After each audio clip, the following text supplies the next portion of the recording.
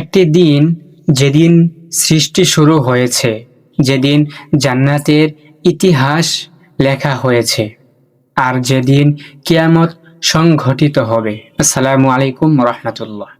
একটি হাদিস আপনাকে শোনালে আপনি যেই কথাটা বললাম সেটা বুঝতে পারবেন ইনশাআল্লাহ।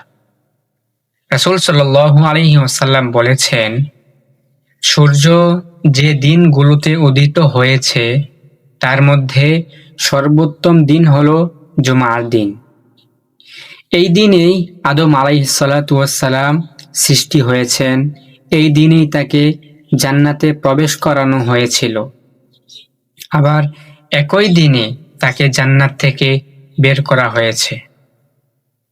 আর কিয়ামতও সংঘটিত হবে এই জুমার দিনেই। সহিহ মুসলিম হাদিস নাম্বার 854। তাই জুমার দিনে কেউ অবহেলা করবেন না, বরং ইবাদত ও দোয়ায় ভরিয়ে তুলুন। আল্লাহ তাআলা আমাদেরকে প্রত্যেকটা জুমাকে সওয়াবের আশায়, ভালো কাজ করার আশায়, ভালো কিছু করতে পারি সেই তৌফিক দান করুক।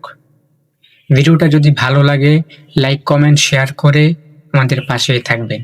আমাদের বন্ধু হয়ে আমাদের চ্যানেলে, আমাদের পেজে যুক্ত থাকবেন আশা করছি।